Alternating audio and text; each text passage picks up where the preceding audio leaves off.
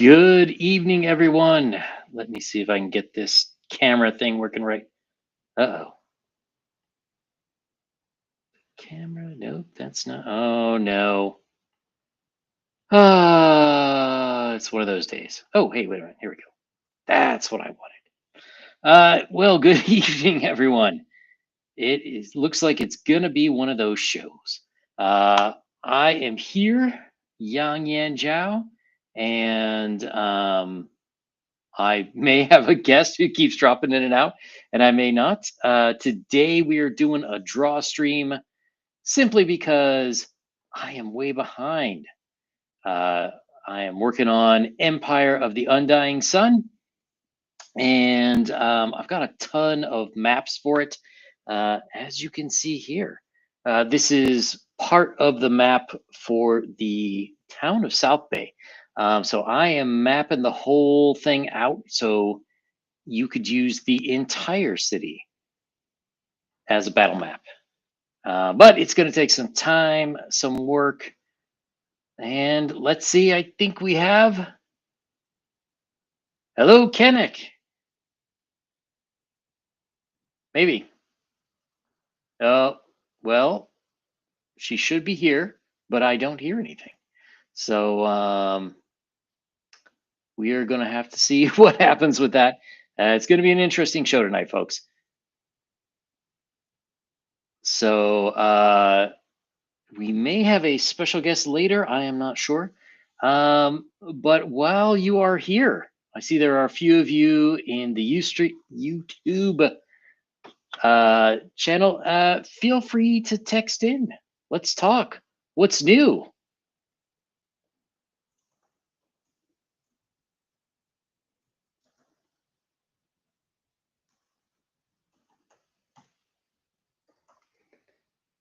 And feel free to ask any questions.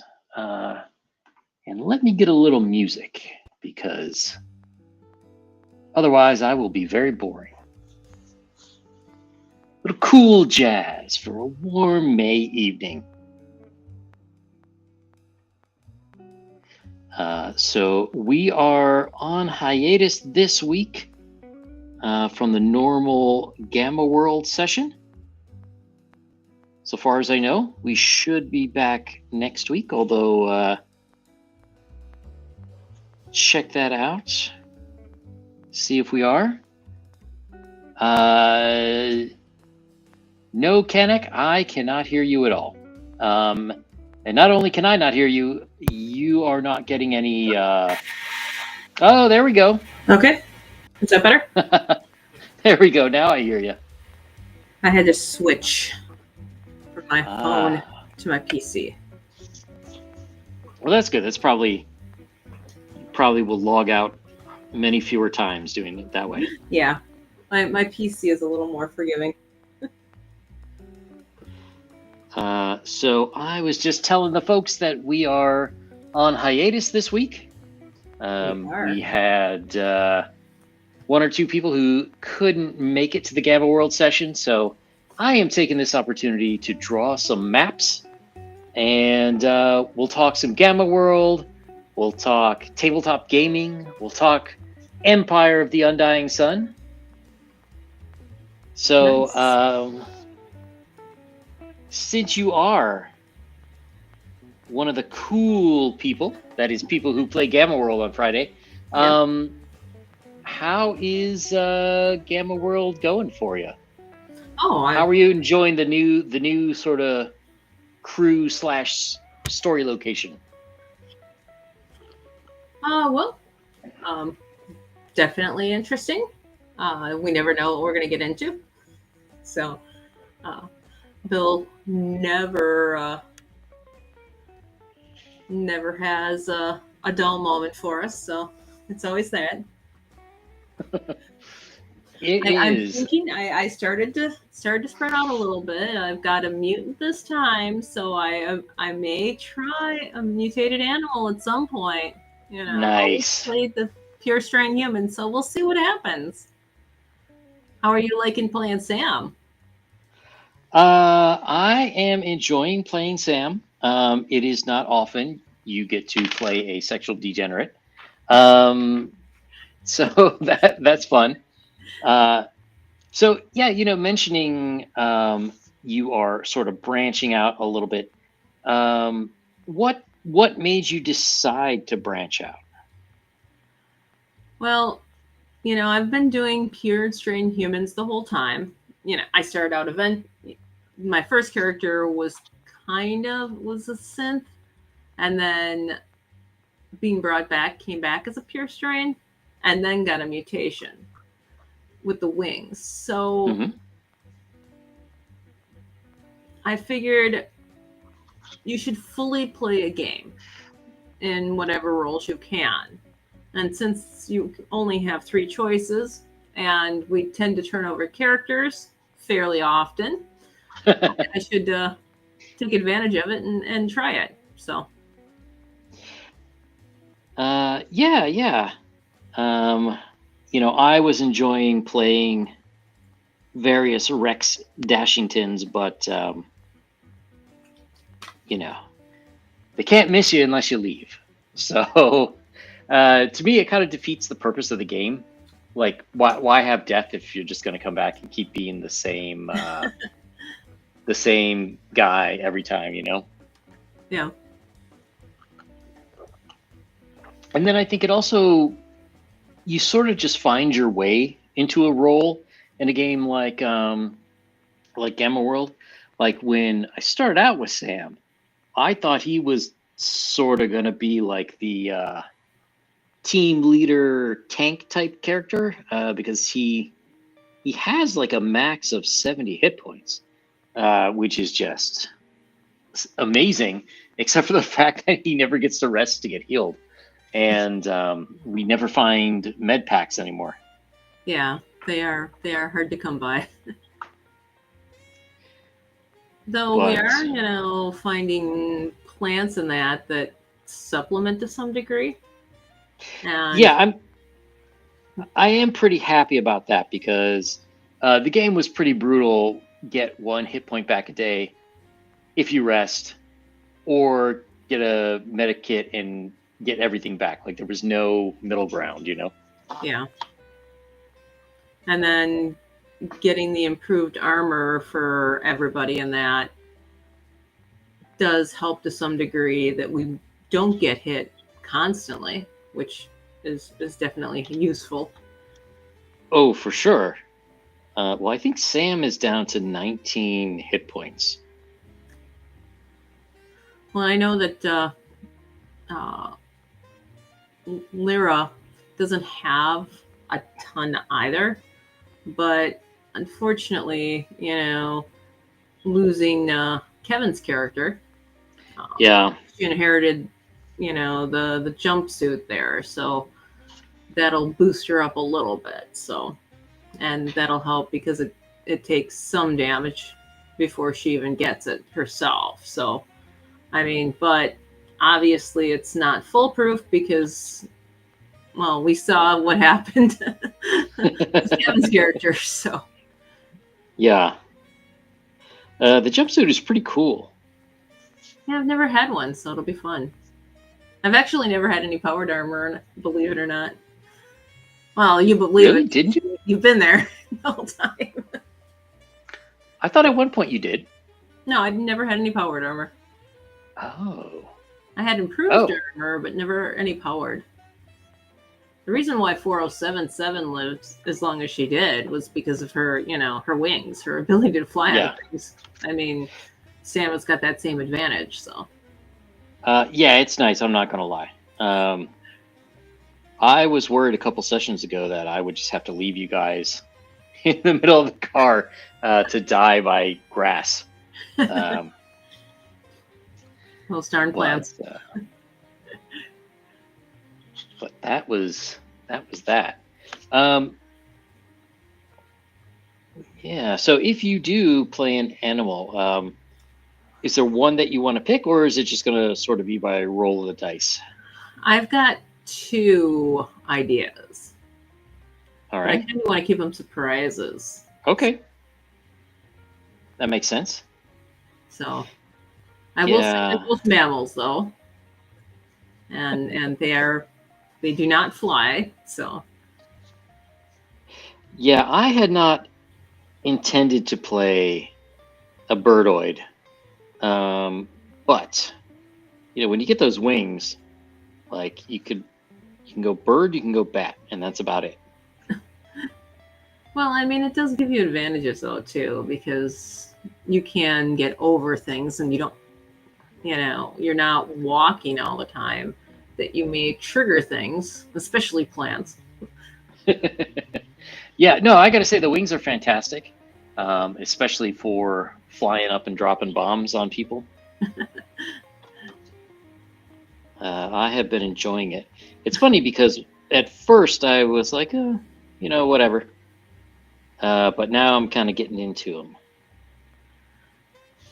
Well, it was like, if you remember 4077, she ended up chauffeuring Bogo Jorts around. Oh, yeah, that's right.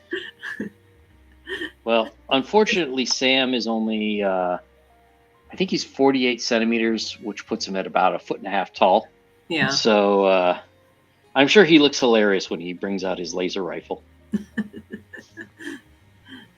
He's a strong bird, though.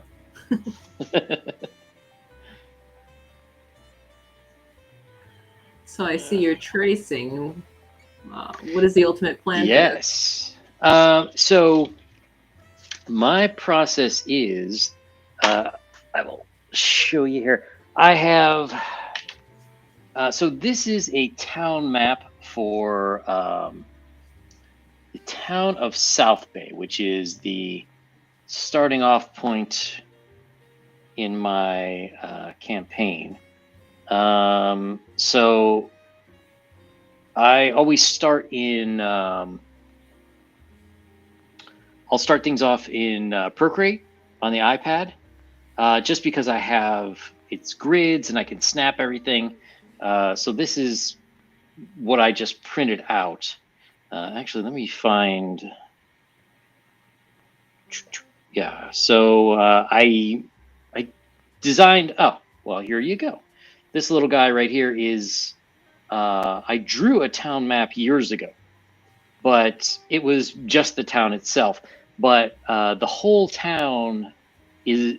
I need it in battle map form, and well, you can see one of the players in my test group is here. At one point, the town gets invaded by a zombie horde. So you need the battle maps for everywhere. So first I'll block things out in like very large blocks like this, and then I do it down to.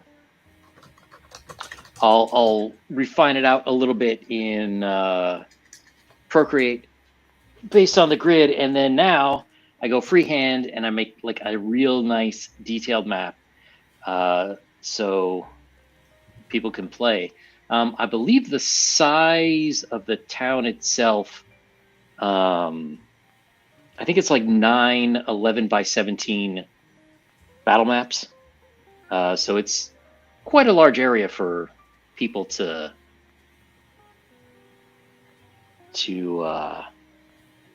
play in, I think. We are past that point. South Bay has long since been invaded, but perhaps we may see it again in the future. Right now, his group is in the Empire of the Undying Sun, wandering the wastes, fighting the drow, evil cactuses, many groups that want to murder them. Sounds about right for an adventuring party. I won't give away too many spoilers for that. I want to make sure that although they're getting pretty close, they're very close to hitting level 9. Nice. This is a 5e game, so okay. Level 9 you're like halfway. And we may or may not have a pretty drastic change of scenery. Ooh. Depends on them, of course.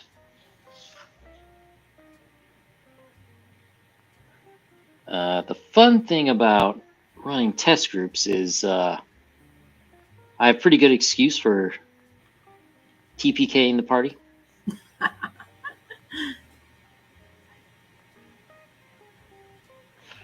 Which we had a TPK a few weeks ago. But it was interesting. I was kind of surprised by the group because I gave them a choice, like I said, test party. I said, well, if you want to keep your characters, you could do that, and we'll just like wind back the clock, and you can keep playing them, or you can roll new characters. And there are, well, there should be 6, but there are 5. So the 2 of the 5 decided to keep the characters that they were playing, and 3 decided to roll up new ones, which is pretty interesting. They go with completely different characters, or did they stay the same class and race? No. They all did something different. Oh, an interesting mix. So let's see. So there's test group 1 and test group 2. Test group 1 ended a year-ish ago, I think. And we haven't had any bards in test group 2, so that's interesting.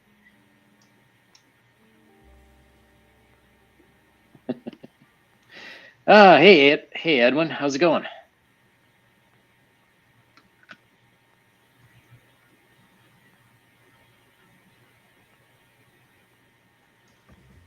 So do you tailor the adventures to the classes and levels that they have, or do you just kind of throw it out there and let them figure it out? That is a good question. So for me, if you're running a test group, like it depends. If it's like, oh, I need to figure out if this fight works or not, then, I kind of don't care anything about their class or what they're doing or, backstories or whatever. But since this is going through a campaign, in a normal campaign, people have their backstories, they have side quests and whatever that they want to do. So I leave that open, and people sort of pick their own in terms of that. And sometimes we'll go off, do things that are not technically in the campaign guide, but they are world appropriate for the characters. So there's like a bajillion factions, and sometimes they'll get caught up in that stuff, and we may do that. There have been times when people have done various side quests in the sort of downtime. One way that Empire of the Undying Sun is different from a lot of other campaign guides is that it's very much calendar based. So certain things happen at certain times, and whether or not the party actually follows along with the quote unquote main story, something's happening. So the way I usually describe it is, if you think about Lord of the Rings, right? Okay. Like Frodo and the hobbits take off from the Shire in September, and they run across Gildor and some elves, and they tell them about the Black Riders and all these things. So if you're playing a tabletop role-playing game, sort of the main storyline is still what's going on with Frodo, but there's a lot of places that you could play in between there.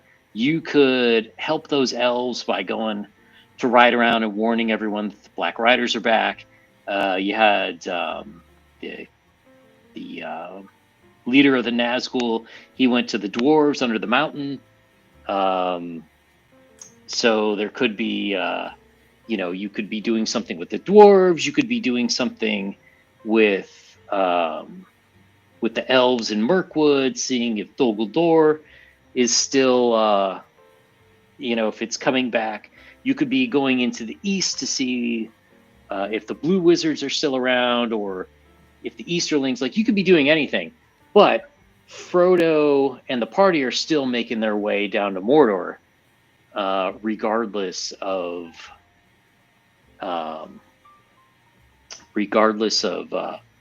what's going on with you guys. So in that way, there are certain events that will happen at certain times, and between the DM and the players, like if the players just aren't interested in doing whatever, okay, there's a lot of other hooks that they could be doing this and that, but those things happen.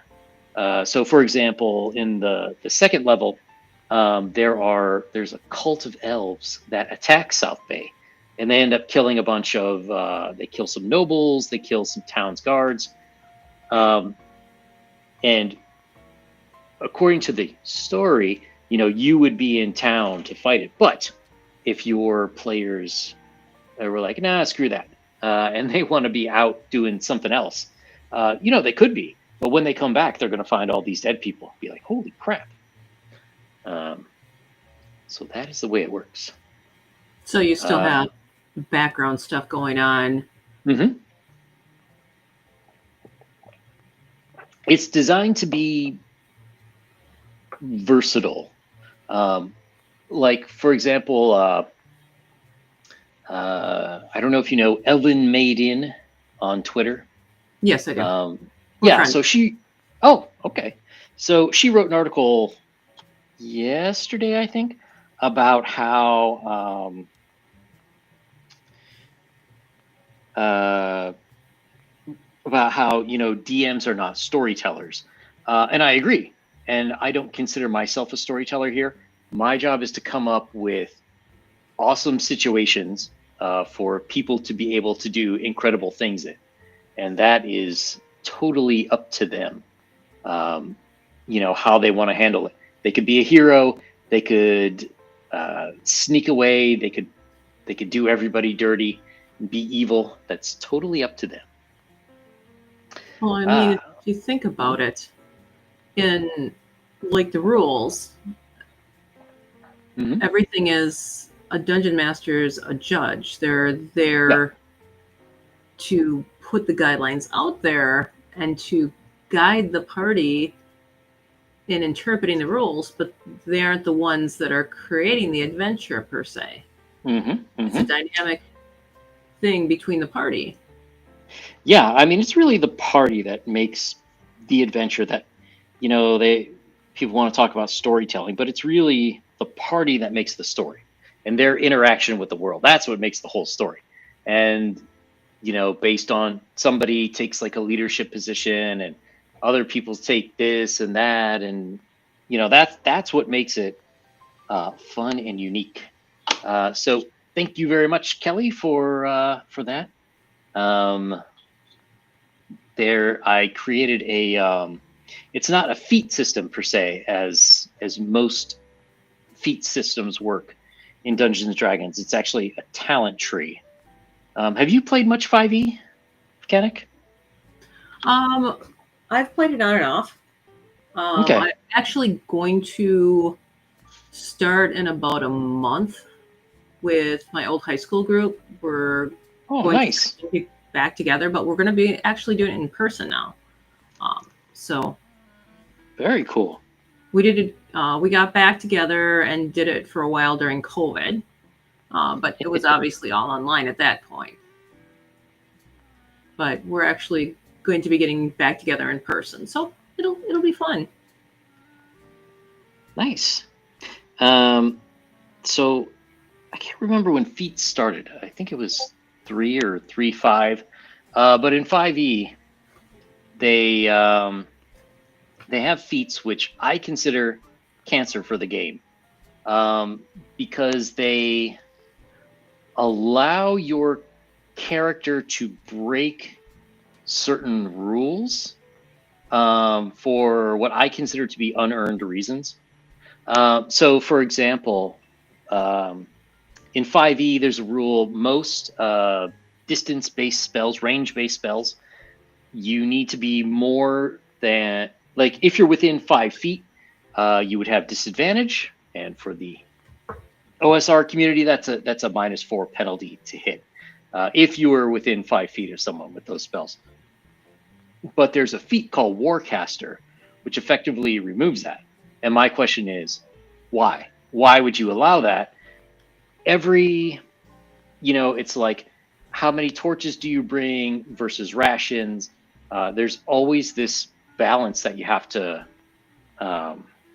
think about in how you want to play the game. And to me, feats defeat that purpose. So, like, if you pick a barbarian, you've decided screw magic altogether. I'm 100% on physical fighting. If you're going to be a wizard, you're pretty much given up on physical fighting in lieu of having magics.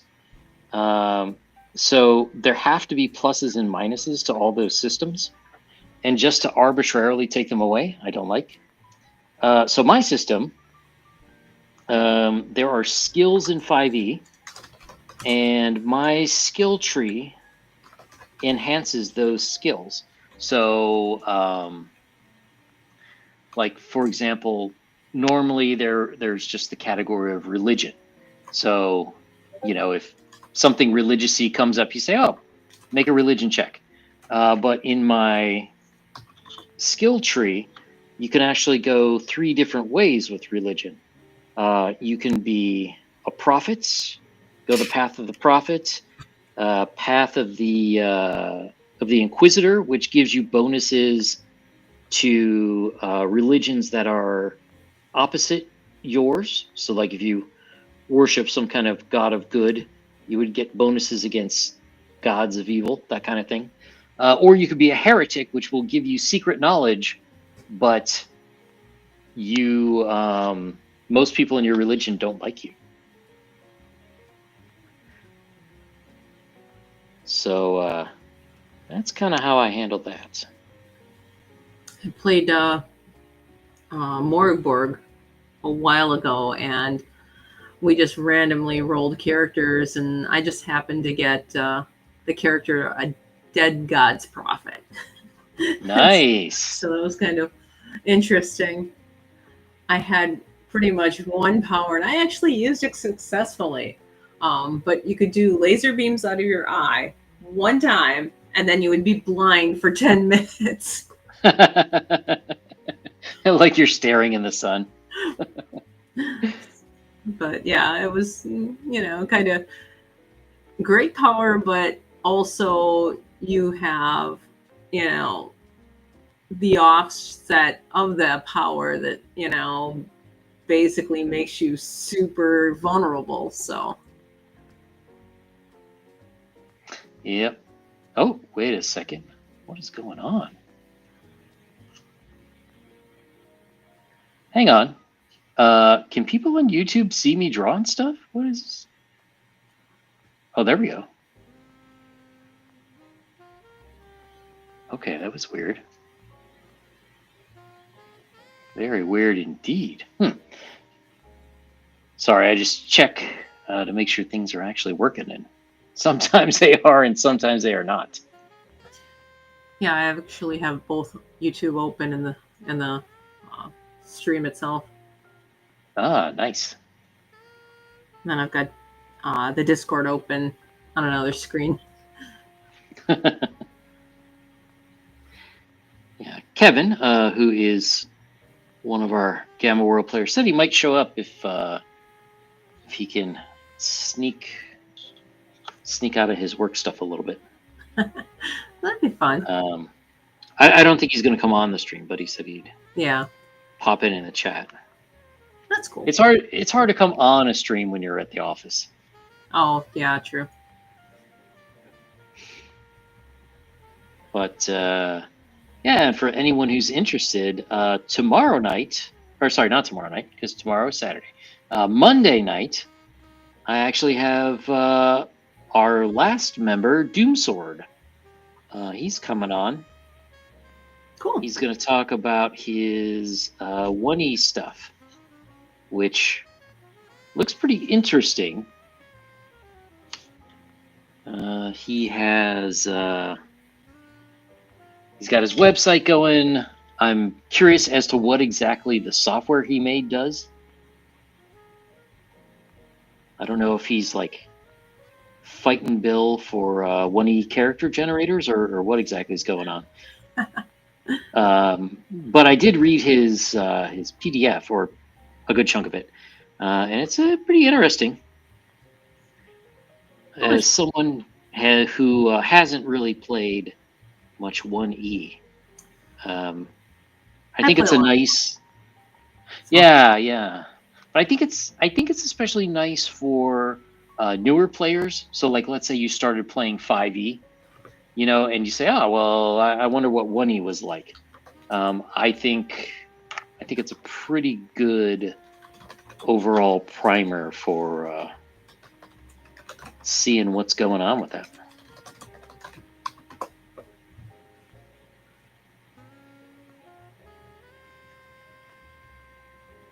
Yeah, I'm currently playing in 2 1E games. So. You're still into the Tuesday night group, right? No, I'm not on I was never on the Tuesday. I actually play in person on Tuesdays. I'm in Bill's Monday night game though. Okay. So. Yes. How does that work from a player's experience? Because I'll often hear Bill. So for anyone who does not know Bill is the Dungeon Delver. He has written many modules, including for Gary Gygax and me. The 3rd adventure he published for my world will be out soon. But he is a 1E guy through and through. And I was kind of curious because he's always talking about how, like, oh yeah, running a game for 15 people is no problem. He's not here, and I know he's not listening because he's doing his own stream. So, how is 15 people combat? It's very slow. Okay. Because I mean he moves it along and everything else like that, but it's just the number of people. He goes through and he's like, okay, well, goes down the line, asks the first player, asks the second player, asks the third player, what are you going to do? And they, writes it all down. And then he's like, okay, well, we roll for initiative and we do group initiative. Mm-hmm. And so he's like, okay, well, you guys want it, whatever. And he goes through it step by step. Missile Fire goes first. And then you've got your magic depending upon timing. So we have to all declare what spells we're casting and know how many segments it takes for when the magic will go off during the combat round. So all that is in part of the action of the round that the combat's going. So you go through all of the players' actions, you go through all the adversary actions and that to finally, finish a round. So there's usually quite a bit of activity going on because you've got your mix of characters. You've got range, people with bows or spells or, knives or whatever. We do have a thief that likes to sneak around and, is invisible and will jump in and backstab at the opportunity they have. So there's all kinds of different components that go on, and I'm a magic user, but because we have a lot of very active fighters that jump in, I don't get a lot of opportunity to use my big spells. So most of the time I'm casting Magic Missile and I'm casting light to blind adversaries' eyes. Basically, it's usually what kind of happens for my character. So Nice. I don't know why, but using light to blind people has sort of fallen by the wayside in 5e. Like I never really see anybody try that, and it seems like such a great tactic, especially at lower levels. yeah. And then I've tested before, and a lot of the time I play clerics as well. And whenever I encounter undead, my instant reaction is, well, turn them. Because if you don't necessarily have to fight them and you can just, run them off, that's usually a very beneficial outcome without having to risk yourself or your party. And so that seems to be more of a tactic that 1E players use more so than 5E. Yeah, it's interesting to see them change. So Kelly is asking, what software do I use?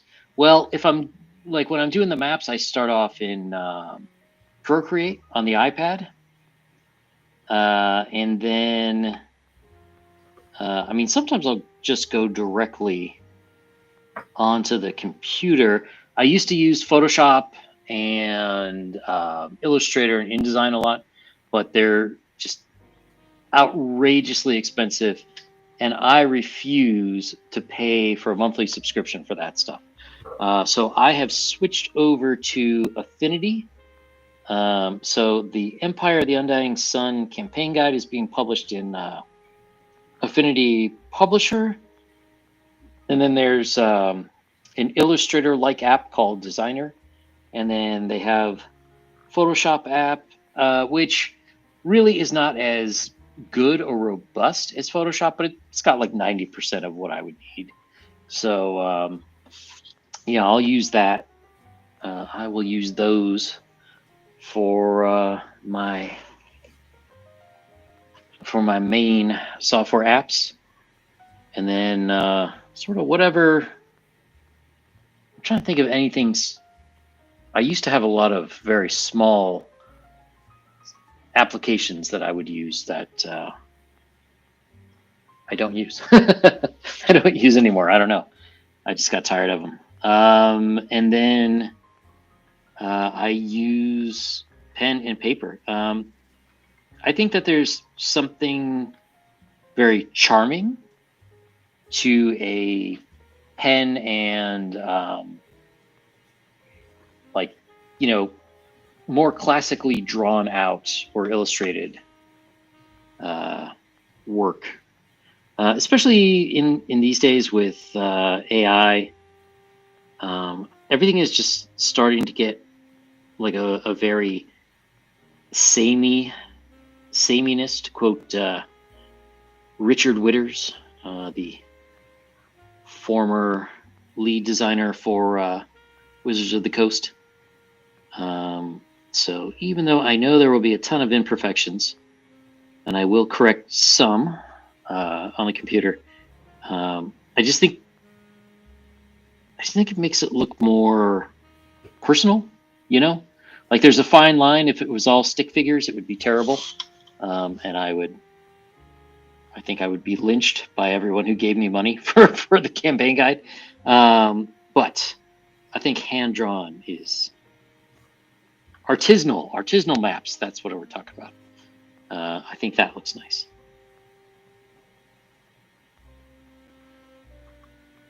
Or so my opinion goes. We'll see if I'm right. Well, you also have a little bit more control too. I know with shading and different textures and different tips and pens or pencils and such that you don't have quite the same control on a piece of software. Well, yeah, I think the problem is You know, there are a lot of really great softwares. Like there's one now, I think, what's the name? Clip Paint Studio, which a lot of people are using to make comic books because they have very nice brush textures, which make them can make your stuff look like more traditionally inked comic books. But the problem is, it's like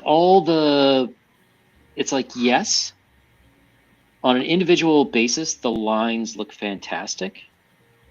However, when you put it all together, it kind of looks like all the lines look the same. And for me, if I'm looking at comic books, you know, I can see stuff that is well drawn, but because it's primarily done on a computer, not AI, but you know, drawn on a computer, I start to feel like it's like not right. If you look at the older stuff, there were a lot more mistakes, a lot more variation to line thicknesses, and to me, that's, I don't know, more human, I guess you'd say. I had a similar discussion about that. So my youngest has got, for extra credit, this basically paper, and it's got like 30 pages of definitions, and they have to handwrite it. And I'm like, well, why don't you just, you know, basically create your own font using your handwriting? And I don't write my A's the same each time. The teacher's going to be able to tell. Yeah. I'm like, yeah, that's true. And I'm like, well, why are they so against you, you know, typing it? And she's like, well, then you can just hand it out to other people and they can use it as their own. Yep. Just changing it a little bit. And I'm like, yeah, that's true. But still, I'm like, 30 pages. Come on. Also, you know, if you're copying straight from Wikipedia and you have to write it out by hand, you know, some of that stuff is going to stick. Whereas, like, if you just like Control C, Control V, you didn't learn anything. Yeah. Well, that's part of it. They're trying to get them to learn it. Man, what topic has 30 pages of definitions? It is a world history class. Okay. And it's on is it world history? I don't know. That might be the Macbeth one. I don't remember. Oh God. So. Oh. That sounds horrible. I hate Shakespeare with an undying passion. Well, they're going to see it next Friday, so that won't make it any better. At one of the colleges has it, so they're going to the college theater to watch it. Well, maybe she'll see some cute guys or something and make the trip worth it. Otherwise, you know, Shakespeare does nothing for me. So she likes the death, I guess. Yeah, I find women like Shakespeare. I'm okay with it. Shakespeare, I don't know. I like his sonnets, but when it comes to like his plays, like I was just, we had to read The Merchant of Venice, and you know, it's supposed to be a comedy, and I can't remember who the main guy was, but he was talking to his friend Mercutio. It's like, Mercutio, I know why you're not happy. It's because you're sad. Which I guess was hilarious back in the 1600s. Dad joke. It's ugh. I think we've advanced as a people. We don't burn witches, and we should burn people who who make those jokes. But that's just my opinion, which is correct. Oh, okay. Well, this is your show, so. That's right. Some years ago, I played a monk, and he would have a lot of religious arguments with the cleric in the group.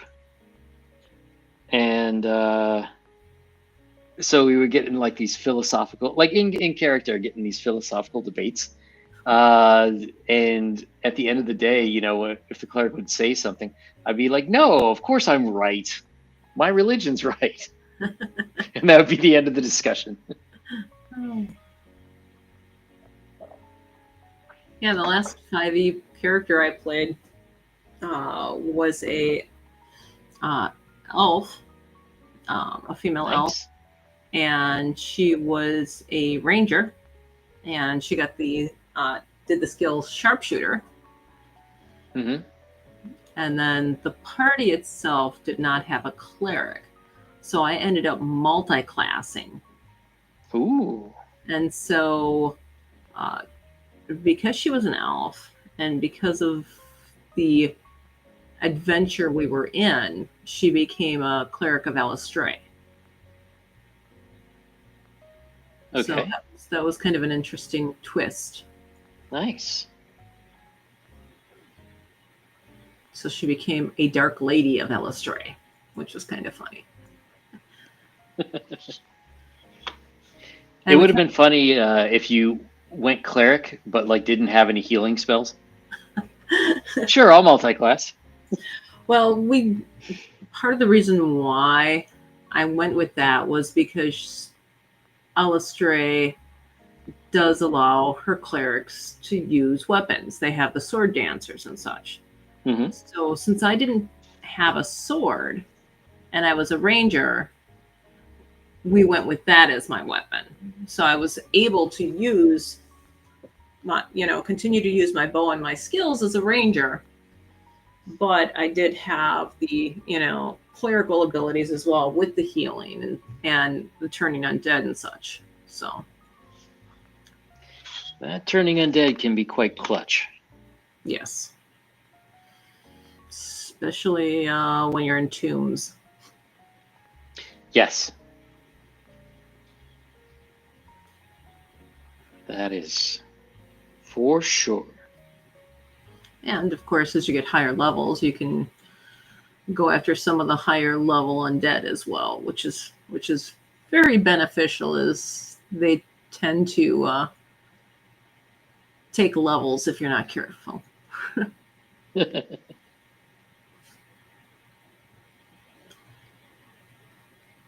Yeah, I encountered in 1E, one of my characters got touched and lost 2 levels.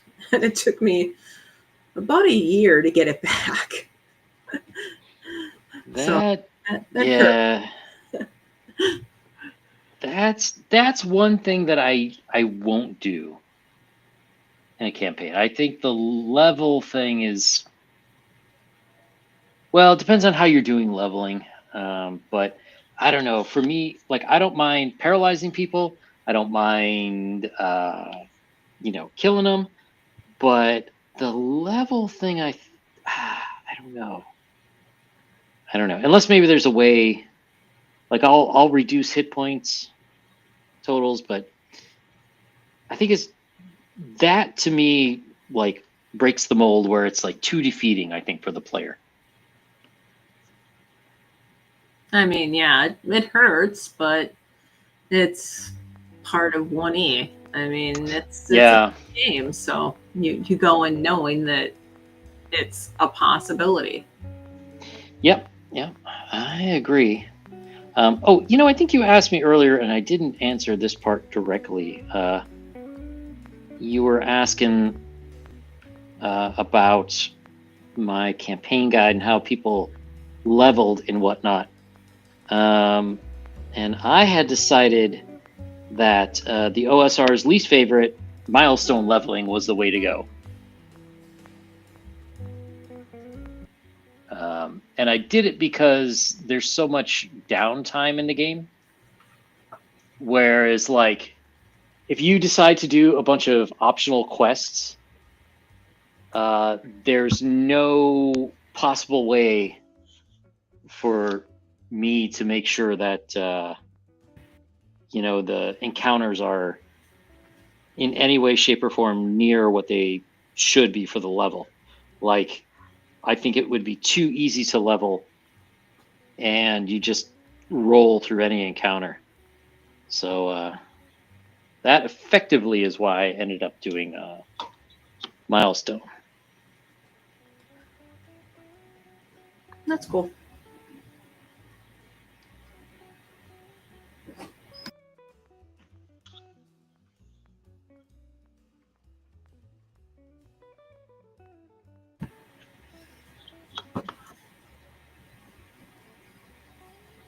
So is there any particular settings in that you prefer to run, say forests versus deserts versus mountains type thing? Well, that is a good question.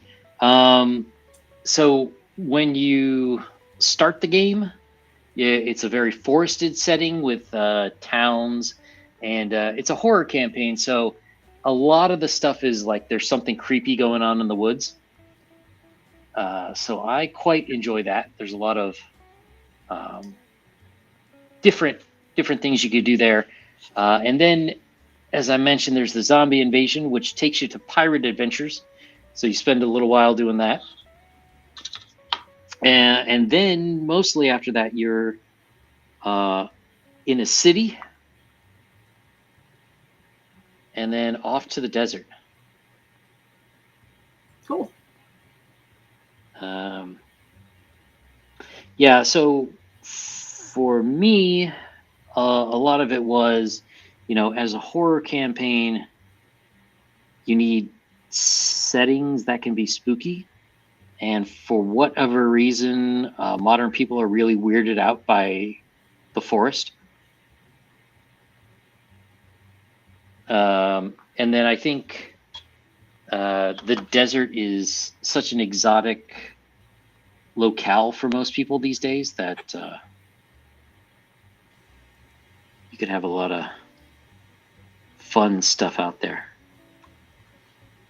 Have you noticed in your parties Mm-hmm. if they seem to be geared towards a lot of fighting, or a mix between fighting and role playing, or a heavy role playing? That is a good question. It tends to go in waves. Sometimes for the better and sometimes not. Like, man, so I try to keep 6 people in the test groups, just because, you know, if too many people don't show up, then we got to scrap it, and I'm only running them every other week. So like we had one guy, he's like, hey, I really like RP focused campaigns.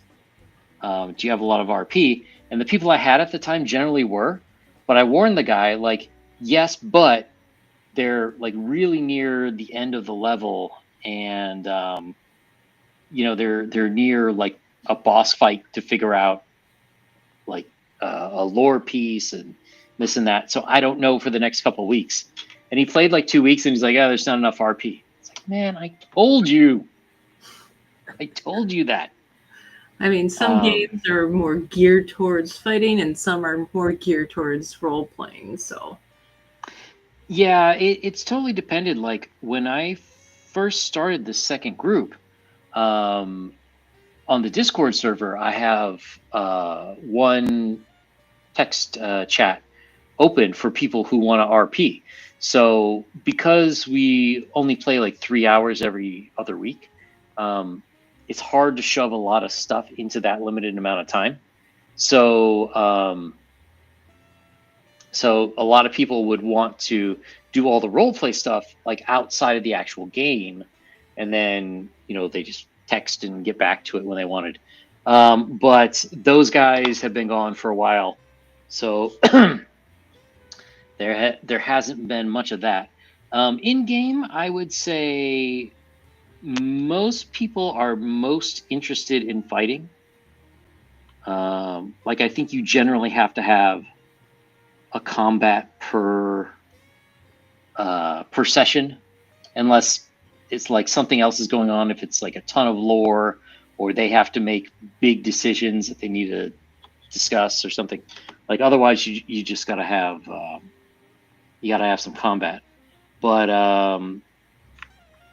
it kind of depends on the group too. Like I think role playing is easier once you know the other people in the group. You know what I mean? Yeah, we kind of warm up to each other. Yeah, you got to warm up to each other. You kind of have to have a sense of like, how would you say it? In Gamma World when I was playing Blue October, synergy? The guy was. Sorry? Synergy? Create a synergy? Yeah. Well, I mean, the guy was a dick. So, I wouldn't play something like that just coming into the game. But after playing with you guys for so long, I was hoping you would get the sense that, like, well, Blue is a dick and not necessarily me. I don't know if that came across, but that was my goal. Well, Blue was a communist cat, so it was just hilarious. Yeah, I mean, I thought that would have been kind of obvious. Apparently, some people did not catch on, but not in our group. But even like our Call of Cthulhu group, the game from last October, I do not think we could have done like it. In my opinion, that we had some good role play. Yeah, that third session, we just kept going and feeding off each other, and that there were like, what was it, 2 or 3, like 20 to 30 minute long, just RPG that the group was just talking. Yep. Yeah, and I think like accents to hear it back, but because I kept slipping. But yeah, so stuff like that. Like I don't think we as a group could have done that earlier. You know what I mean? Yeah. Like when we had the 5 of us playing together. I don't. You need an amount of trust to do RP well. Well, when we had the 5 of us, that was some slapstick comedy there for a while. Between Bogo Jorts and Preacher. Now Preacher was Preacher was an great. Interesting character. It's a shame he can't come back. Yeah, he's got a lot going on. So I don't know. I think too. Bill might be a little afraid we'll end up with Bogo Jorts too.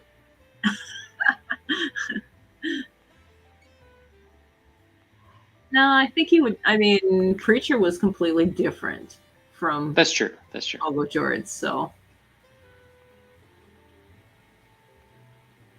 no, I think it's he's got a lot going on outside of gaming. So I am a little surprised with Bill, just that how much he doesn't like animal-based characters, and he picks Gamma World to play. I mean, that's like a third of your options. Yeah, that's kind of why I was laughing. I'm like, yeah, if Lyra goes and I decide to go with an animal, I'm like, there's going to be 2 in the party. How is he going to handle it? That'd be great. Like if Lyra's a cat, the cat and the bird could be fighting all the time. Yeah, no, I'm not going with the cat. I'll just tell you that. I've got 3 in my house. I don't need to play 1 too. Yeah, you're sure you don't want to go full communist with the cat? No, you did the cat. That's all you.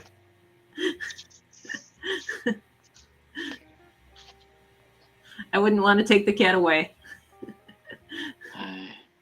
You guys did take the cat away. You didn't resurrect the cat. Well, we didn't have really a way to do it. You had a life ray.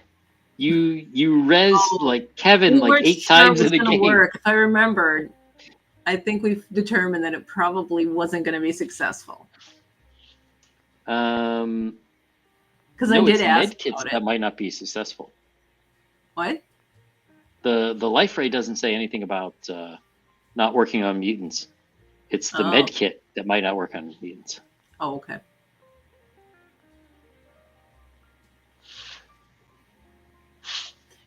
Yeah, I remember we had a discussion on it, but yeah, I kept silent because I was like, I don't know if people are tired of blue. But that really did kind of suck, though. The only way for me to get back health was to life leech everybody. Yeah. Not cool, Jim Ward. Well, I mean, you could have gone out into a field by yourself with some like plants and just stayed out of range and life leached them. Yeah, if I could have found some. I mean, I did okay when I life leached all those children. Yeah.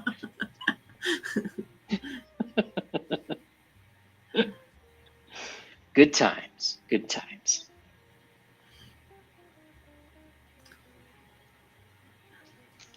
Interesting character side quest, but if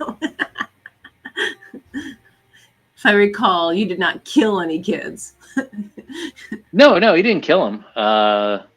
He just made them even weaker.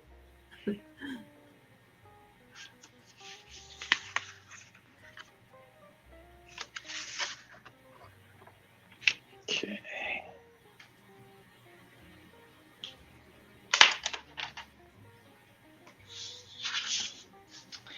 Yeah, 2 years ago, I was hoping to meet Jim Ward, but he had passed.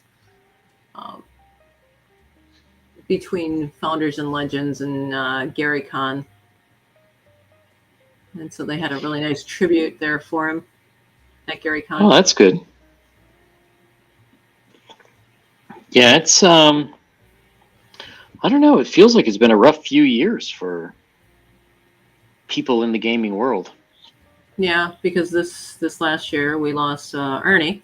Yep. So you knew him a little bit, right? Yeah, I got to play with him. So what was he like as a player or as a DM? As a DM, very knowledgeable. When I played, we played for 10 straight hours. It's been a long time since I've played that long.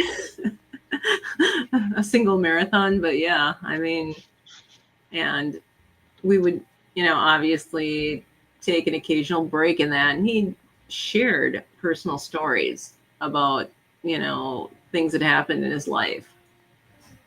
So it was. I thought it was a real shame. I didn't know him, and I have to say, until he passed away, I didn't quite realize how much he had to do with those earlier editions. Since it's usually his father's name that's on stuff and less his. But I really wish Giant Lands had panned out better. Yep. One of the interesting stories he shared was how the TSR logo became a wizard. Oh yeah. He was young, and the original one was like a goblin or a troll. And his dad's like, well, I don't think that's necessarily going to appeal to like the parents and such. And so Ernie was young, and he's like, well, I was just watching this cartoon and it had wizards and it was cool. And so he's like, yeah, a wizard would be much more friendly. And that's how the wizard icon came to be for TSR. Oh, that's cool. And that makes sense. Now, were you playing back then? I was. I started out because of where I live. I'm in Wisconsin, not too far from Lake Geneva. Um, so we had the books in our bookstores.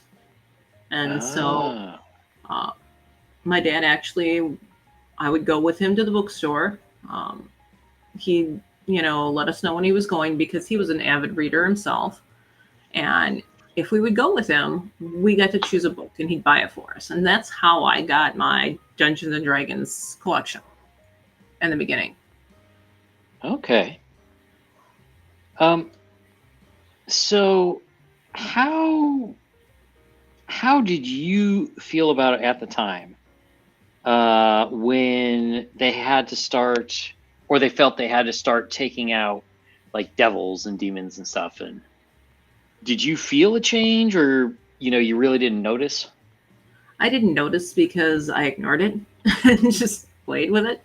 Because, I had copies of the books and everything else like that. We really didn't, at least in where I was, Mm-hmm. the Satanic Panic. Everybody was, pretty laid back. They realized it was just fantasy, Silly. Yeah. not realistic or anything else like that. So it never got to be like that I had to experience that. So it wasn't something that I was exposed to, unlike a lot of people in the beginning that were. Yeah, that makes sense to me. That makes sense. Did you yourself have to deal with any of that? Um, well, I was not playing at the time. I well, let's see. The first time I really ran across it was the cartoon. And then I remember when I was in second grade, which probably would have been around like 84 or something like that, maybe, where there was a kid who transferred into the school, and somehow the teacher brought up that like he likes Dungeons and Dragons and he'll be happy to show everyone. And parents freaked out because that was like in the middle of the Satanic Panic. Mm. And then he wasn't allowed to show us how to play. So that was my one brush with the Satanic Panic. Now after that, I had problem with the D&D is for nerds, because I had all the books, or I shouldn't say all the books, but I had the Player's Handbook, the DMG, and the whatchamacallit, the Monster Manual for 2E, that ungodly that was the worst, the binder where all your pages freaking fell out all the time. Thanks, TSR. But like I couldn't find anyone to play. Not quite sure when that was. It must have been around like the late 80s, I guess. But yeah, it was just one of those things where timing was not right, and there wasn't an internet like there is today. See, where I was, being as prevalent as it was, because of, being within driving distance of Lake Geneva without a stretch. Mm-hmm. We had access to all of the stuff. And while we didn't necessarily, advertise it in that, there were friend groups that played outside of school and that. So you could always find people to play with. I'm sure, there were people playing, but sort of like drugs at the time. Like if you wanted to find someone who had pot, like you had to be in the know. Wasn't something you talked about. in general? Well, a lot of the colleges in that had groups. So once you got a ride or whatever, you could go to the colleges and hang out and play with groups in the common areas and stuff. So that's true. Yeah, there aren't really a lot of colleges where I'm from, so that wasn't really possible here.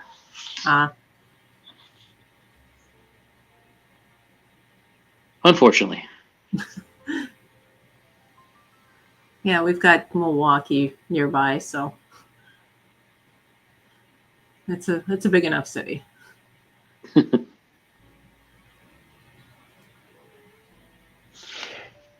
And later on, I eventually we'd go down to Chicago as well when I got a little more mobile. Nice. Although Chicago has never been one of my favorite cities. Well, it's got some things going for it. The theater, the Shed Aquarium, the Science and Art Museum. So they do have some cool stuff there, but most places have something. So yeah, I just had bad experiences in Chicago. I had to go there for work. This was like during the tech boom, back when I was doing websites and stuff, and it was awful. Well, if you had to go through the airport, that's that alone, yeah. Awful airport. I'll give you that. No, I mean it wasn't even that. Dungeon Delver. It's in that chat, but hang on a second. I will send you another one. Where is the invite button? It says nope. That's extra cameras. Wait. Now that we're on, where's my invite? Oh, cripes. Nope. That's paired channels. Don't need that. That's adding a scene. Oh, here we go. Hang on a second.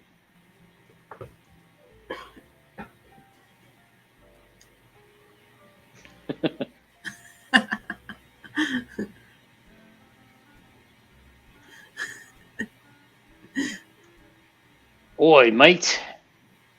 How's it going, Wheeling Dragon? We'll see if we get a wild Bill in here in a second.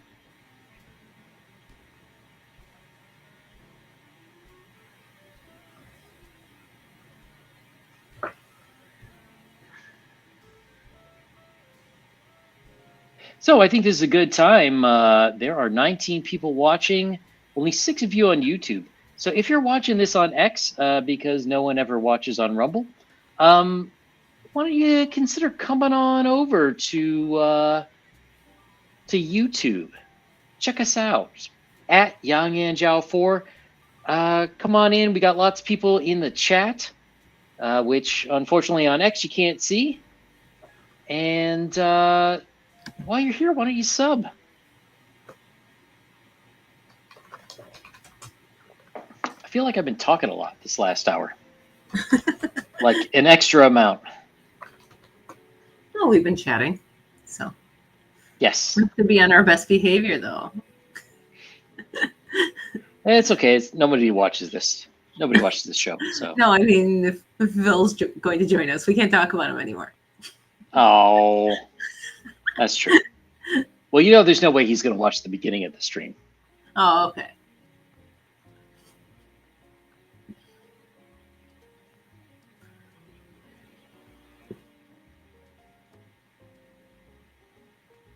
Oh, Wheeling's asking what you're drinking tonight. What am I drinking? I am drinking Dilma Ceylon tea, which is at the moment my tea of choice. It is not my favorite tea, but it is easy to get over here in the US. And oh, wait. Oh, we have a bill. Hello. Oh my God. Yeah, there's something's going on. I'm gonna I'm going to stop OBS and restart it. Hang on just a second. I think my audio should still come through. Let me stop virtual camera. He was in Technicolor. Yeah, I know. He went all Joker. Yeah. Yeah, I gotta reset.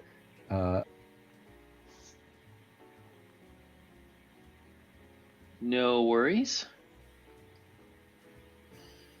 Go ahead and reset. There's OBS restarting. I mean, we all. Oh, there we go. Oh, there you go. A little bit. There I am. Good now. Today too. Anyway, so mine kept falling off. But anyway, does it have catsup? My God, man! Is there anything more you could do to insult tea than put catsup in it? Hey, I'm wearing the Uncle Ira's Jasmine Dragon tea house bossing say right here, man. Nice. Yeah. Are you a big tea guy, Bill? Not so much now. If I need my caffeine or if I want my caffeine, I'll grab a Mexico, which is really horrible for every part of my body, from my teeth to, everything else. But, yeah, I mean, yeah, if there is no other caffeine in the house, and I shouldn't say it like that because it sounds pejorative, but like, like if Colleen will make me like a nice, almost black currant flavored Irish breakfast tea, like a Twinings or something like that, and it's just black Irish tea or black English tea, and I usually double steep it, so like you can stand a fork up in it, and then dunk in a tot of milk and some sugar, and I'm good to go. But I haven't had like any green teas or herbal teas in a long time. I make fun of Lost Lore Scholar Jack, who's an absolutely stellar guy, but I mean he's well, I like proper English tea, and I'm like, I like tea that comes in a gallon jug from Publix, and it comes with the sugar already in it. And I'll dump a little real lemon in there if I want it to taste fancy. And of course, that just shocks his English sensibilities. 1,100 years of British crust just melts like snow under a blowtorch when I do that. So give you that and all the diabetes you want. All the diabetes. Yep. Get that sugar foot and just start sawing. But it's almost time to start making sun tea. Yep. Yeah. We used to do that a lot when I was a kid. Yeah, they'd con you into buying that that Lipton branded jug. They'd sell that on the same aisle as the boxes of Lipton tea. But man, we liked that. That was such a neat little treat. Sun tea, homemade ice cream. Those were the days, man. I was just complaining to my wife today that we don't have any ice in the house. It's like I really wanted to make some iced tea, but now when you make iced tea, do you just straight up generic orange pico, or do you like make fancy iced teas too? Well, these days, stuff in bags, I only have Dilma, so I just make it with the Dilma, which is Ceylon, which is good. Right. I mean, if you put enough sugar into Lipton, it'll taste just fine. Yeah, exactly. But I mean, at that point, you're drinking homemade soda, right? Pretty much. Yeah. Speaking of which, no, I just want to mention, I saw, Babish is, right, Yang? Yeah. Binging with Babish, yeah. He does. So for anybody in the audience who doesn't know, Binging with Babish is an internet chef, and he's pretty cool. Yep. I think sometimes, like a lot of guys, like if I woke up tomorrow and had 4.2 million subscribers on my channel, I would hope that I wouldn't act like this is like, if you don't have a gaming setup like this, you're not really playing role-playing games, Yeah. And I think sometimes, like, he forgets the fact that no, I don't have a deep fryer. Yes. I don't have a gas stove that I can set a steel griddle on top of and cook 7 pounds of like, Guatemalan fingerling potato hash browns on. And I appreciate that the guy will make a simple recipe in the first 10 minutes and say, and this is fine. This is perfectly okay. And then, he goes into, but I think we can do it a little bit better. And if you get excited about that, when he launches into stuff like, now this is Korean black garlic. You can get this at your local Asian market. It shouldn't cost you more than $22 or $23 a bulb. I got mine here in New York City for $20 a bulb, and I'm like, my brother in Christ, $22 or $23 is a couple of days worth of groceries for me and my 3 family members. So, but I do, unless it sounds like I'm just knocking them on, I do really like Babish's show, and he does like video game and role-playing game food recipes. He'll make odds and ends, and I think one of the most fascinating ones is he did a Fallout dinner. Oh. And it was he homemade Spam, and I guess one of the characters in the TV show, like, because they flash back and forward to like pre-war and post-war, and this character became a ghoul. Like, his favorite meal was a salad with cherry tomatoes, and fried Spam, and then a Nuka-Cola. And you'd kind of have to be living under a rock to not know what a Nuka-Cola is. So he got to the part where he made a Nuka-Cola, and the joke about Nuka-Cola in Fallout is it's got strontium-90 in it. Like, just a pinch of strontium-90. And obviously Babish is not, I mean, I've seen him make a $200 milkshake for Pulp Fiction, but he's not going to put strontium-90. He actually got a soda fountain glass, a uranium soda fountain glass. Cool. And they mentioned several times in the Fallout lore what is in Nuka-Cola, and he got that set like ginger essence and like 7 fruit essences and so on.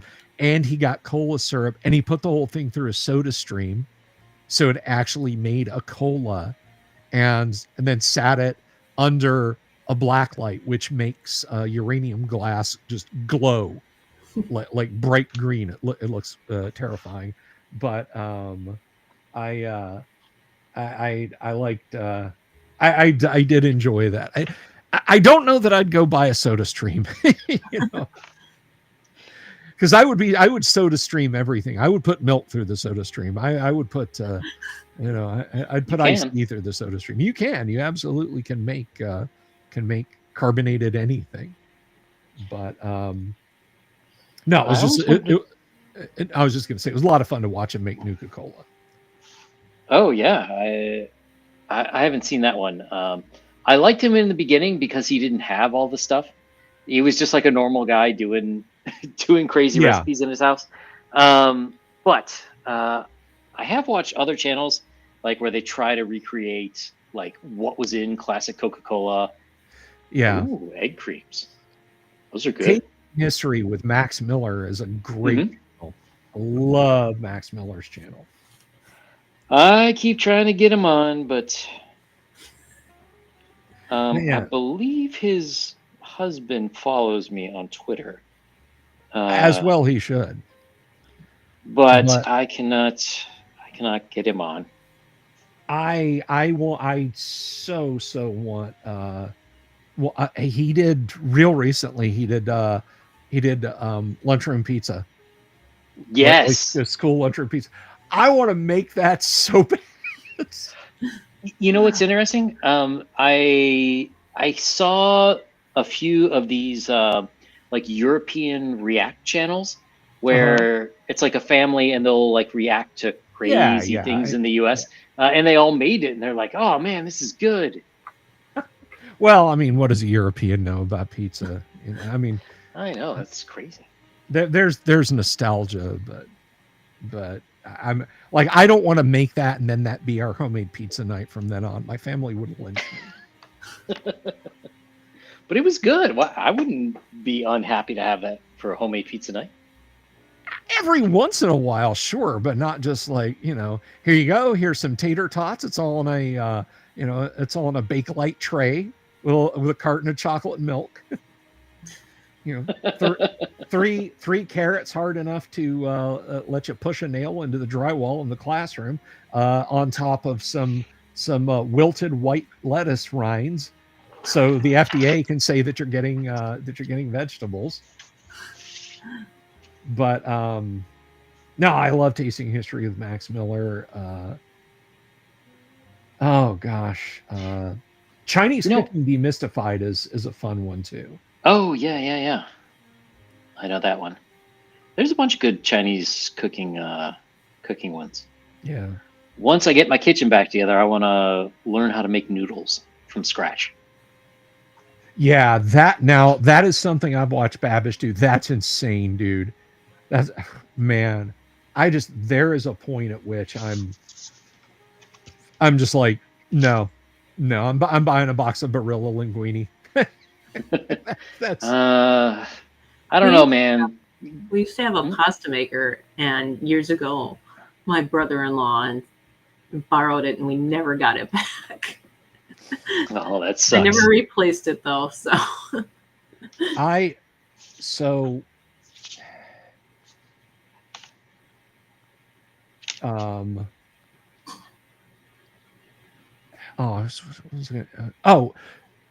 Craziest pizza story I ever heard. There used to be a lot of good blogs, and I guess they're still probably out there. Yang, you'll have to tell me if this is a thing. This is du jour. It's de rigueur. It is on point, if you will. But I used to read blogs of folks that would go over and teach English in Japan. Yep. Just I did that. Just American folks. You might have even known the person I'm talking about, but he first went over there as an exchange student, and you know, he really got on with his host family. It was very nice. But when it came time, when they were like, okay, you've been here this long, according to the program, you can have something that you can have a taste of home. What do you want to go out for dinner? And he's like, I really want pizza. I want pizza from Pizza Hut. I saw him. I see him from the train. You know, I know you guys got Pizza Hut. Let's go get Pizza Hut pizza. And they were super duper happy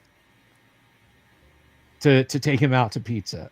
So they go out to pizza, and he's looking at the menu options. And Yang, I don't have to tell you. So he's like, can I please just get a pizza? And they're nodding, with sauce, just tomato sauce, and cheese and pepperoni. That's it. No squid, no raw tuna, no seaweed. And I'm not mocking like, oh, those crazy Japanese. This is literally like the menu he's confronted with. Yeah. He's like, I just wanted, this was my American meal that I got to have after traditional Japanese food for the first 3 months. Can I get this? And like, the girl behind the counter kind of stared at him blankly. She understood English, but said, I will have to call my manager. And he comes over and he listens to him explain once again, from the top, a crust, tomato sauce, cheese, pepperoni, and then stop. Don't put anything else on it. And so they converse amongst themselves. And the manager goes back in the back, and she says, "I am so sorry. We do not have the equipment to make this kind of pizza." And he was like, "You don't have to do anything extra." And so his host mom comes over, and she sees what's going on, and he explains to her, and she is very sympathetic and very understanding. And she says, "Okay, we'll call him James. I don't remember his name. Please go sit down, and I will take care. I will make this right." And he's like, "Thank you, Mom." So he goes and sits down, and he has some breadsticks. 45 minutes later, his pizza arrives. It is something unknown underneath a raw egg on the crust. It was like a mini pan pizza with raw egg, and he said, "I don't know what was underneath it." He had eaten a salad, he had eaten a bunch of breadsticks, and he was just crushed. He was absolutely crushed. So he begged off and said, "You know what? I am really full of salad and breadsticks." "Oh, James, you don't want your pizza?" "Not right now, thank you." Just crestfallen, trying to keep his stiff upper lip. So they go home. He gets up in the morning. There is that goddamn pizza sitting on the counter, apparently all night, with a sticky note on top written bold on the sticky note. "This is James's pizza. No one eat this. This is just for James. This is his American pizza." And he was just like, "Oh, I don't." So he gets his stuff together for school and leaves. And as he's walking up the sidewalk, host mom opens the window and yells, "James, you forgot your pizza for lunch." He thanks her. He took it. He said, "I walked a couple of blocks to where a bus station, train station, halfway to the school. I don't remember." He said, I threw that right in the trash and went to a McDonald's." It was just like, quarter pounder, cheese, Coke, French fries. And he got a quarter pounder with cheese, Coke, and fries. It was such a funny story of heartbreak. I mean, it just the simplest thing in the world. Give me a pizza crust, put some sauce on it, put some cheese on it, put some pepperoni on it, put it through the oven, hand it to me. Yeah, I know that story is 100% true. I too have had those problems. One day I went to McDonald's with a friend, and he wanted honey mustard dipping sauce for his fries. And he asked for it, and the lady's like, "Oh no, I'm sorry, no." And he's like, "Oh, she just you're forbade? out?" Yeah, he's like, "Oh, you're out?" He's like, No, we have it." He's like, "Oh, but I want it for my fries." He's like, No, ketchup is for fries." And this went back and forth for a while, and then my friend's like, "Please, can you get the manager?" And the manager comes over, like she had gone in the back and told him. So he comes out with his book, and it's the training booklet for McDonald's, and he's pointing to it. He's like, "Look, honey mustard is only with nuggets. It's not with fries." My friend's like, "Does it matter?" I would have ordered some nuggets with honey mustard and in front of him thrown the nuggets in the trash and gone and eaten my fries. But I mean, who knows what that would have done? Could have had, I don't know, like somebody in power armor shows up and shoots a net at him or something. And there was, for a little while, I was letting this American girl live with me when I was over there. I bet you were. Well, no, not that. It was a whole long story about how her company, she was there teaching English. Her company stole money from her and illegally kicked her out of her apartment. Oh, shit. So I was like, "All right, you can crash here." So we went to TGI Fridays one day, and they had sandwiches, and I just wanted a normal sandwich. It was like same kind of thing. And they used to have like a nice toasted wheat bread, where you don't see a whole lot of wheat bread over there. And when the waitress came, I asked her, like, "Kono pan wa wheat desu ka?" And the word for wheat in Japanese, when you're asking for wheat bread, is wheat. And she looked at me and she's like, "Oh yeah." And I said, "It's not white bread, right? Because I really don't want white bread." And she's like, "Oh yeah, wheat bread, yeah." And I was like, "Oh, okay." And my friend turned to me and she's like, "You're not getting wheat bread, right?" And I'm like, "Yeah, I know." And of course, when it came out, it was on white bread. I was like, "Why? Why?" And this was all in Japanese, by the way. Hell, I've had translation issues going English to English when Colleen and I were in Barbados back in '99. That is so we just wanted pizza. We didn't want flying fish. We didn't want like steak served in a minty sauce. We just wanted pizza. Pizza in a hotel room on your honeymoon. I mean, is there anything better? There is not. And let me tell you, yeah, you've been to the islands, right? I have never been to the islands. You need to go to the islands. How about you, Kannek? Have you been? No, I have not. All right. The Caribbean islands are a pretty special place. They are very much, and they will tell you this. This is not a prejudicial thing. They will straight up tell you this. We're on island time here. And we saw it every breakfast. We had breakfast and dinners incorporated in our hotel plan, and the food was. That's not true. I did as a young girl go to St. Thomas with my grandmothers, but okay, well, yeah, very very Americanized. So right. I mean, St. Thomas is essentially east Florida. So, yeah. But yeah, no, Barbados is its own thing, and we we were just like pizza, but like breakfast. It's like, all right, Handsome, what do you have for breakfast? And I'm you know what? How about the pancakes, the scrambled eggs, the bacon, and a glass of orange juice? I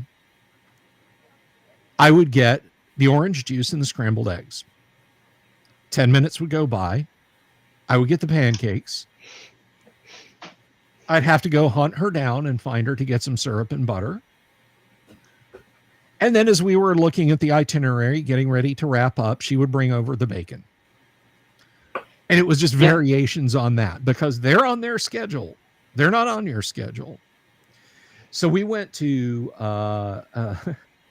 this is not an endorsement. YouTube, this is not an endorsement. We went to Pizza Man Doc in Bridgetown. And because our Canadian host at the hotel, the owner of the hotel, was like, it's the best pizza. Hey, it's Pizza Man Doc. You got to go to Pizza Man Doc.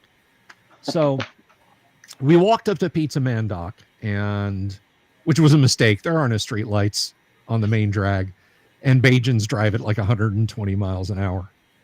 I don't know why. They're not in a hurry to do anything. But we get to Pizza Man Doc. We order a pizza, and we watched 2.5 episodes of Home Improvement. It was whatever their local TV station had reruns of Home Improvement, and we watched. I remember, I'm like, fuck, it's another episode. Fuck. And we drank this. We got sodas to go. And we even asked the guy, we're like, can we call ahead and pick the pizza? Oh, yeah. Hey, yeah.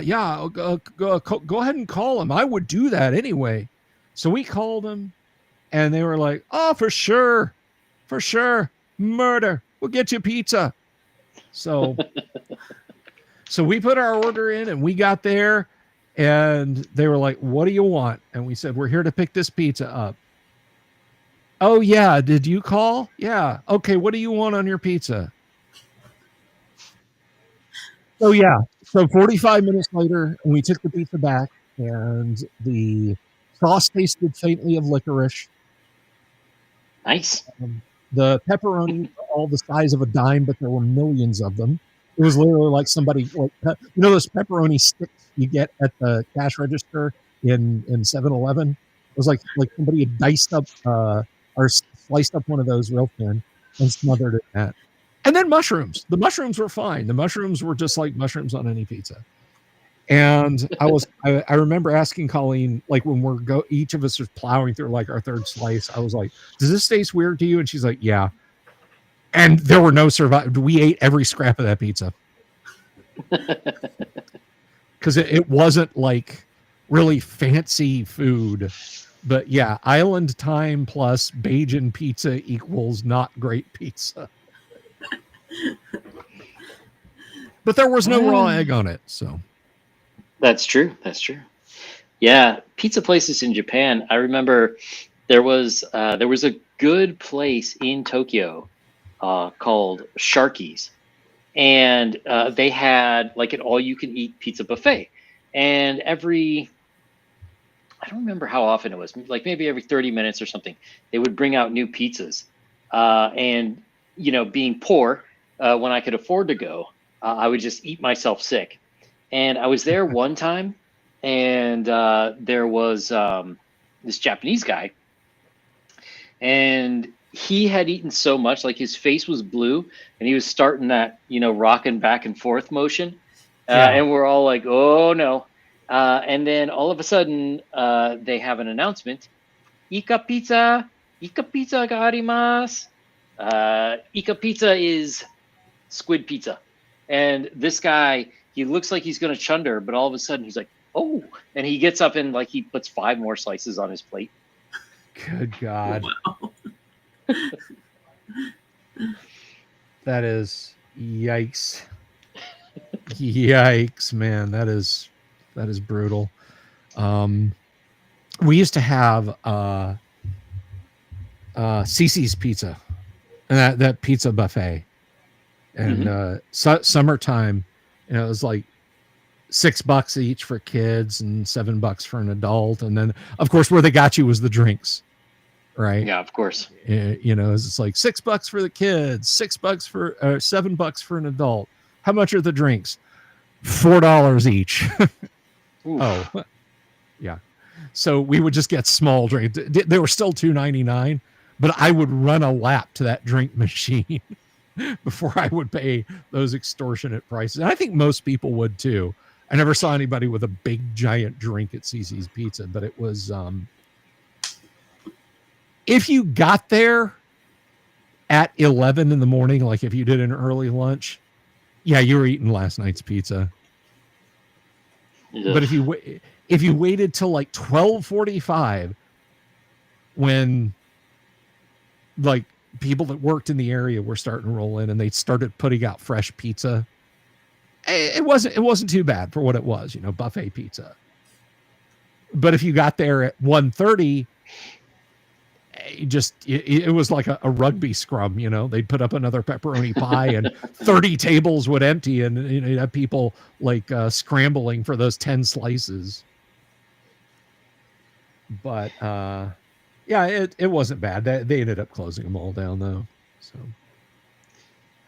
such is the way of things. Such is the way of things. So what are you drawing up there, Yang? What do we got? Well, this is a map for the main, or I should say the beginning town in the Empire of the Undying Sun campaign guide called South Bay. And so unlike most towns, I want it to be all battle mapped out. Okay. So that the entire town is a potential place to play. Especially, there is one point I mentioned, I think somewhere near the beginning of the stream, where there will be a zombie invasion. And you have to, well, I mean, assuming you choose to be the heroes, you're rescuing people, and you're trying to make your way out of this town.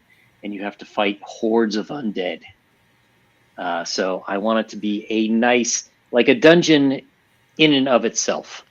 The urban so this dungeon, is, yes. Yeah, exactly. So this is one part of the commoners area that I am trying to get done. There's like 2 commoners areas: noble area, market area, religion area, One asks government area. If there's a warehouse district in that town. There is. It is next to the docks, and it is currently infested with were-rats. Perish the thought. I wonder how that will turn out. Hopefully good. Yes, that is the Rat King, which is available for the subscribers, or not the subscribers, the backers of last year's campaign. Yes. It is out. It is playable. Woohoo! Nice. So yeah, if you have backed it and you haven't downloaded it yet, go do that. Absolutely. And I will sign it for you. You'll have my name and permanent marker on your monitor, but you know, that's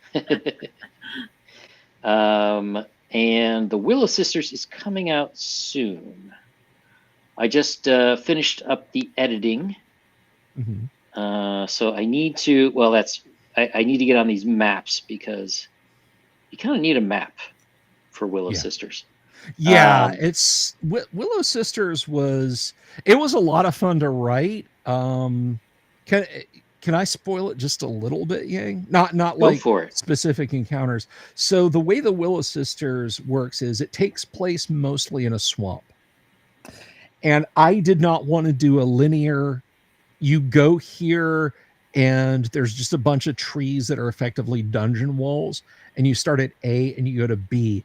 I was very inspired by how the wilderness map of the Lost Caverns of Sojkoth works, in that, with the exception of a few areas, all of the areas are randomly populated. You can play that module 10 times and not necessarily always encounter the blue dragon here, or always encounter the hermit there, or always encounter the dwarf patrol the other, and so on and etc. So I wanted to do a little something like that. So the Willow Sisters is like, you know, you could stumble into 3 encounters in a row that are literally as they are in the module, and then 3 that are just at random. The DM is basically told, scramble this up, just pick random, or you use this table and have random events happen. I mean, eventually you get down to the point where it's only possible to have a given encounter in a given space, but it's you know, it's very I like to think it's a dynamic landscape, and I had a lot of fun doing it, but it does make it difficult on the cartographer, you know, rather than just being able to draw out a forest as dungeon and say, this is room A, this is 1A, this is 2, this is area C, and so on and etc. They've got to, you know. Well, as part of the campaign, I wanted to make, well, I should say, first of all, I kind of designed it to be hex crawlable. And what I mean by that is, you know, there are people who do not like a hex crawl. So you are welcome to skip the hexes should you like it. But it was originally intended to have a hex crawl all around South Bay. So here is the, this is pretty much done, I think, for the pre-computer editing part, but let me not mark that up. But this area here is, excuse me, pretty much where the whole adventure takes place. South Bay is over here. So it is out there, and I will have hex maps, or hex crawl. Yes. Yeah. There's weirdos like that out there, Kevin. I know. It's crazy, man. Crazy. Yeah. But yeah, so I need to get this done, and then make that a hex, and then I got to make the cover. But I will publish it hopefully a week to 10 days. That's my goal. Oh, you got this, man. You got it in hand, like some cat from Japan. I know you can do it. By the way, you guys talking about egg on sandwiches? We used to have a Vietnamese place, and they had a. I mean, there are many Vietnamese places in Orlando. There's basically, it's Little Saigon is the section downtown. If you ever make it down here, Yang, I'll take you up there and get you some good Vietnamese chow. Well, when you hit 10,000 subs, you are legally obligated to have an in-person con. So that's I will be there for that. Absolutely. But no, their sub is the VP, and it's like a barbecued steak with thin sliced with cilantro and onions on a baguette. And it's got this sauce on it it's so good, but it comes with a couple of fried eggs on top. Nice. Oh my God, dude. It's so good. It's so freaking good. I can't even describe like the soft yolks of the egg, the flavor of it all. It's next to impossible to eat because it would, the egg yolk would break them. But oh man, challenge accepted. I adored the VP sub. I don't think they're kicking around anymore, which does suck, but they were quite good. It was quite good stuff. I lost you at cilantro. Yeah. Get it. Just get it. Just so burger. I'm gonna have you attacked and assaulted in the mouth by a cilantro monster in the fall in the Twilight, like cilantro in the Gamma World game. So you like cilantro, Kannek? I do like cilantro. Then I'll have you attacked and assaulted in the mouth by a cilantro monster also. No, you'll love it. You'll hate it. It's good stuff. Cilantro is delicious. So speaking of Gamma World, how should we ask? So first of all, as a DM in the Gamma world, how do you go about selecting the modules / adventures? Is it something like, oh, this looks interesting, or is it like, oh, I think this would be good for these players to do, or something more like, oh, I hope this character dies. Let me pick this module to make it happen. Legion of Gold and Albuquerque Starport are the only modules I've ever run you guys through. Every other adventure has been, I just make shit up as we go. Huh. Yeah, I don't think there was a Disney module around, was there? No. Somebody should make that. I don't know why you wouldn't. I ascend because they would drive a tank over my house. But no, I don't. I gotta say, I am constantly shocked by the fragility and lethality factors in Gamma World. Like, hey, your constitution is 17. You have 17 d6 hit points. Here's a blash. It flies near you. You take 18 radiation strength. And, so that's a bunch of lethal damage. Or, okay, well, let me roll on the encounter tables. Here's a herp with a 20 dice 6 spray of acid. It just dissolves your characters. They got up to GW4, Jorge, I think, before they just said, you know what, screw it, here, just make your own stuff up. But I think the last, they tried for like an Against the Giants-esque arc, where there was a bad guy, there was like a central bad guy, and it kicked off with the cleansing war of Garrick Blackhand. and it tried to like pull in references to Starport and so on. There's Legion of Gold, Famine in Fargo, Cleansing War of Garrick Blackhand, Albuquerque Starport. I think that's it. That may be it. If there's something, because there's like 7 editions of Gamma World, and it's gotten furrier and furrier as it's gone on. So people are like, "Hey, will you ever play a newer edition of Gamma World?" No. Well, that's another question I had for you. Is for someone who seems to hate animal-human hybrid characters so much, why did you pick Gamma World? It's a third of the options. Because I thought people would have the good taste and decency to not play fucking furries. No, of course not. That just makes it more fun. But no, I mean, as far as as far as that goes, I mean, animal mutants, it's okay. Well, and the nice thing about it is I can, it's like, I'm a fox man. I'm a slinky lizard with 8 legs. I'm I'm an eagleoid. Okay, you're all shot up really bad. You see a building with a big red circle and a red cross in the middle. All of you roll a d20. Oh, yeah, look at your scores. You recognize that. That's an ancient place of healing. Cool, we go in. You find medikits. Woohoo!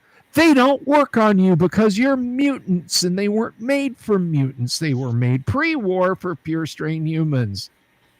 Good luck. Technically, it says they may not work.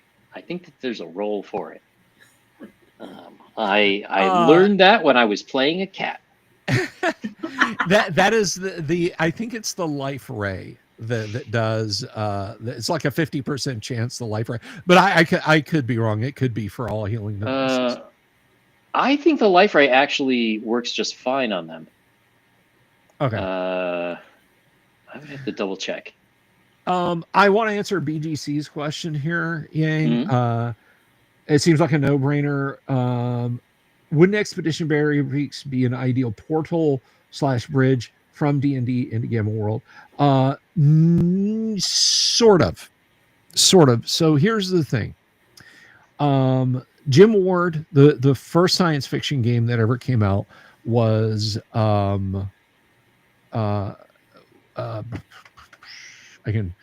it's right on the tip of my damn tongue. Metamorphosis Alpha. Metamorphosis Alpha takes place on a derelict generation starship. That's, it's how many ever century trip to Alpha Centauri or something. But the computers break down. A lot of humans in cryosleep die. More of them have their brains wiped, and then they're kicked out of their cryopods. So they're basically cavemen. And by the time Metamorphosis Alpha starts, you live in an overgrown section of the ship where hydroponic gardens that were being maintained, that were going to be maintained over the course of the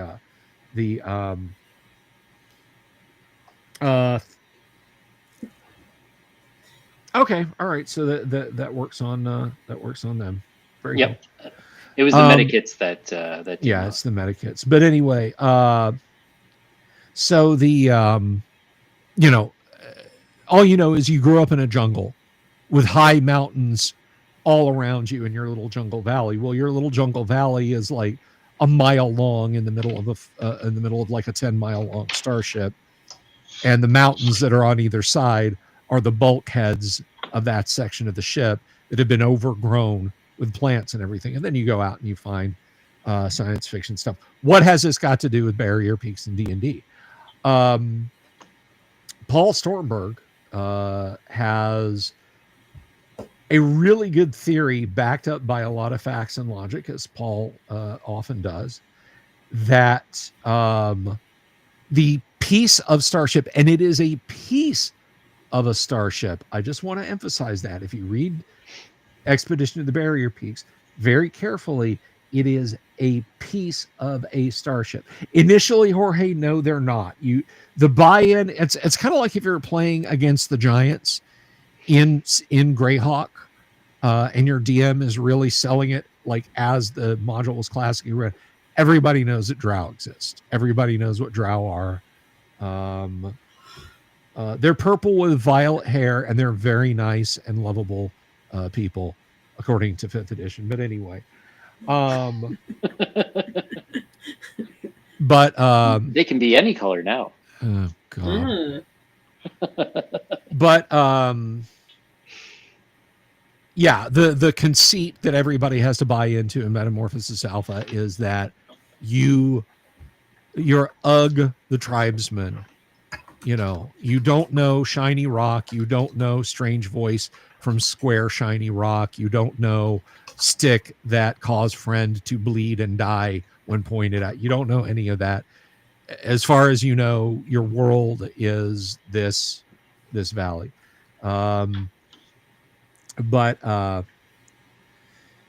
So Paul has theorized that the starship in Expedition to the Barrier Peaks is a piece of the Warden.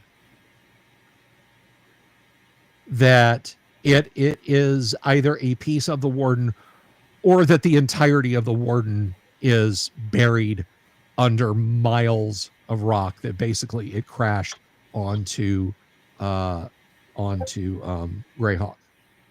So now, again, you asked about Gamma World.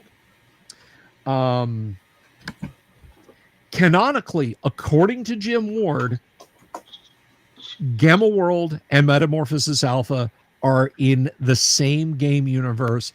The Warden, the Starship Warden, left Earth to was launched out of its space dock after the events that caused the war in Gamma World. Either at some point because of something players might have done, or just automatically, finally, the robots get their shit together and send the ship off into space.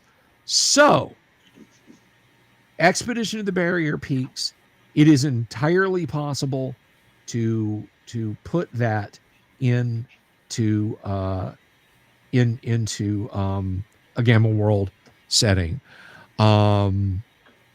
One of the earliest crossovers was a game wrap about Dungeons and Dragons characters venturing on to the Warden through probability travel. And Gary wrote it up in Dragon Magazine. It's called How Green Was My Martian. It might even be in the Strategic Review. But if you go find it, those early issues are just floating around on the web for free. So I recommend Googling it up and finding it. So I hope that answered your question, Yang. Thank you for giving me some mic time. Speaking of mic time, for anyone who did not catch your stream earlier,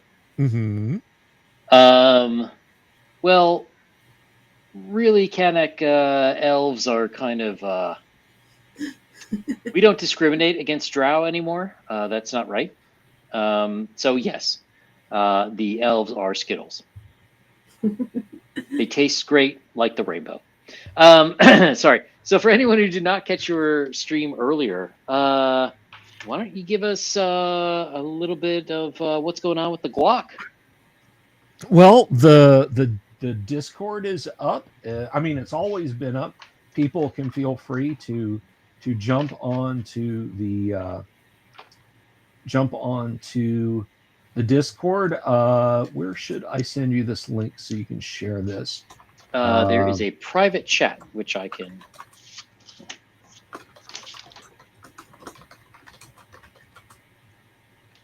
All right, let's private chat. There it is. Let me paste. Hidden use copy button. That's not helpful. Hang on. I gotta Gotta turn off the privacy screen here for Discord. Oh no, don't stream it. Let me do this. Invite people. Copy. And I'm going to tell you what I told everybody. There it is, Yang, in the private chat. But I'll tell you guys what I told everybody on stream tonight. That link is volatile. If you are watching this May the 18th, I can't guarantee that it's going to work. Hunt me down on social media and ask me for the link. I cannot get links on Discord to perma, no matter how hard I try. No matter what lies that the people at Discord tell you, I cannot get links to perma. Everyone who has said, dude, you're doing it wrong, I know how to make it perma, it will not perma. People are like, oh, why don't you put the Discord in your thing? For one, I don't want to be flooded with people on my Discord. And two, if you want if you want that information, well, it's going to be stale in a matter of weeks.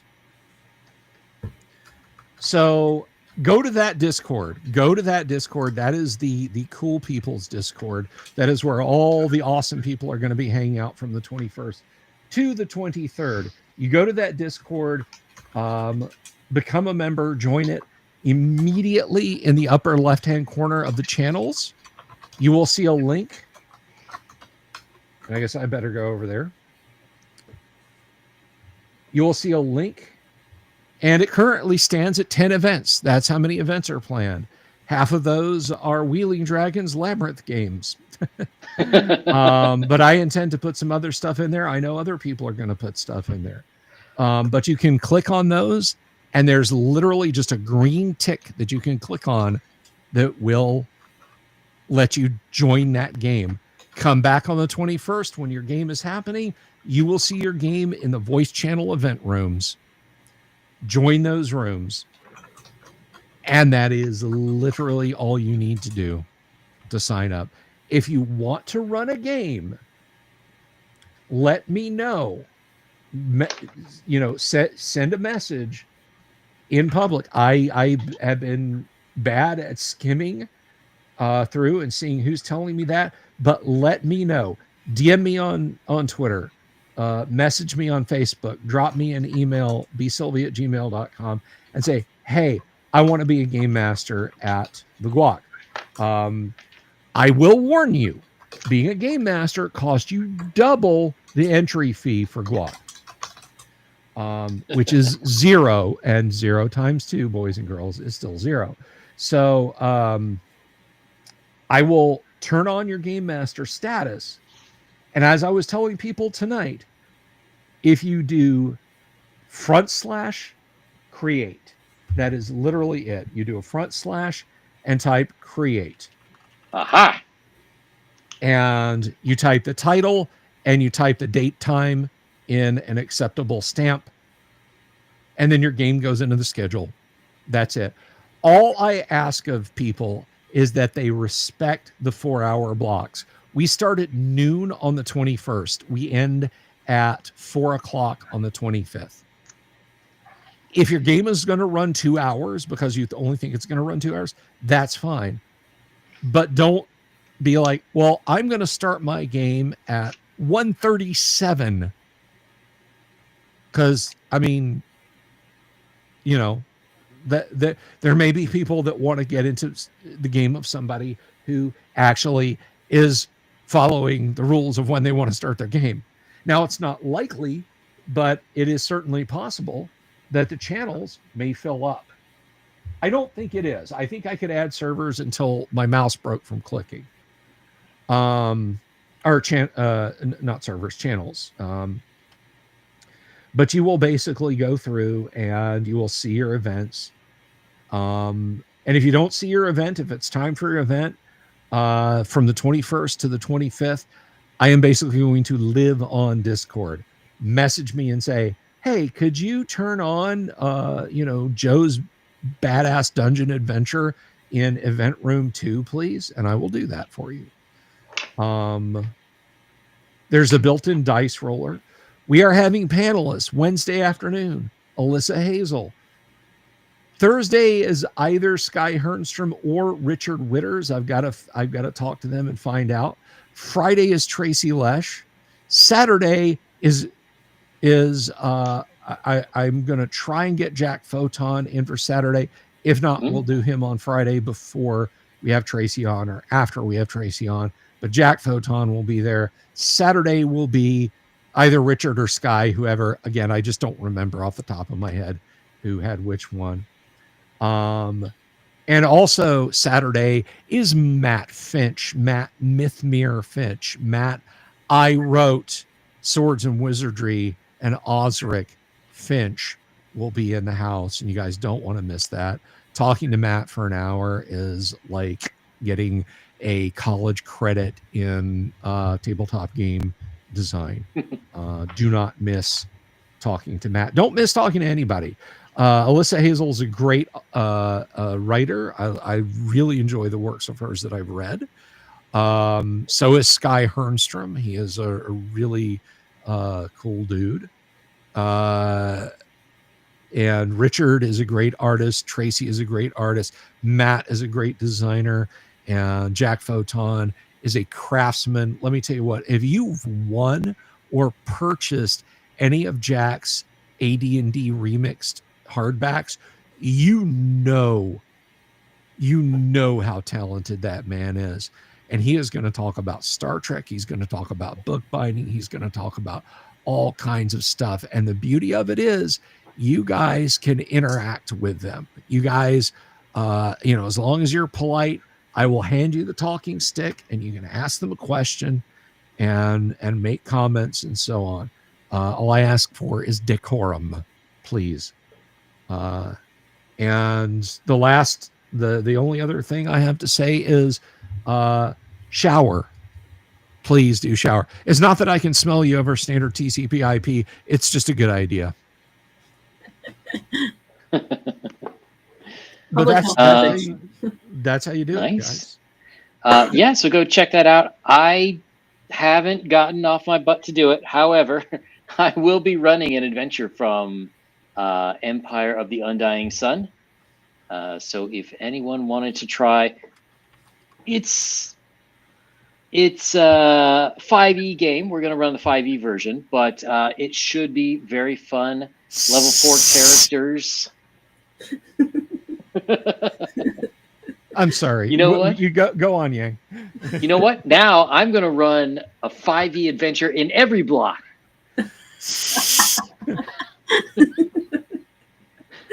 I'm going to make it a modern gaming convention. And You're going to be having network problems. Oh, there goes my voice. Hey, Janie, you want to go to the dance? No, my voice is giving out, guys. I'm gonna have to slide on out of here. All right. Yeah, I think I am. Yeah, we've been going for a while. I've done a bit of work. I think that'll be it for today. You're a piece of work, I think, is what you meant, Yang. That's what she said. But yeah, I think we shall call it a day.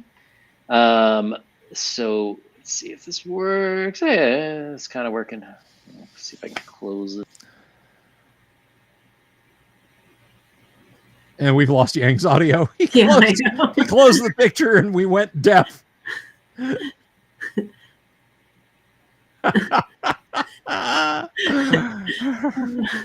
You didn't stick the landing, Yang. Technical challenge. Well, he's gone, so we can just talk shit all we want now. And Oh, it's our show now. Cool. Look at me. Look at me.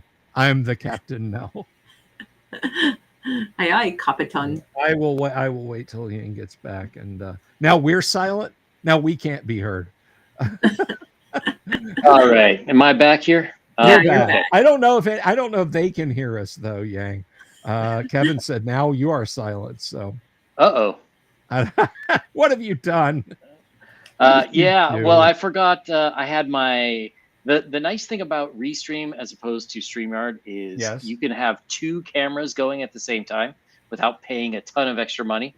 So I forgot I had the camera that's here is the main camera, which is hooked up to the sound, and the extra camera was on my face. So you killed that camera and lost all sound. Yeah. Yeah, I forgot that's how I was doing it. But okay, we can be heard. Jorge says now we're all 5x5. So. Cool. Yeah. So anyone who is still hanging out, pinned in the chat on YouTube, Monday night I will have Doomsword on, who will be talking about his 1E software and the PDFs and his website. And we'll figure out exactly what he's doing with those. Okay. I don't know, Kevin. I don't know what. Hell, my brother-in-law's broker and shit. He don't do nothing either. Oh, nice. Trying to get my stream kicked off. But yeah. So come by Monday if you're watching on X or on some other platform. Hey, why don't you come over to YouTube? There's a lot more chat, a lot of cool people you could be talking to, and it's much easier to talk to us here. And I say swears when I'm on other people's channels. Yeah. Fuck it, why not? And hey, I'm only 4 subs away from 800. So if you haven't, are you sure? I thought it was Bucket. You said. Yeah. What?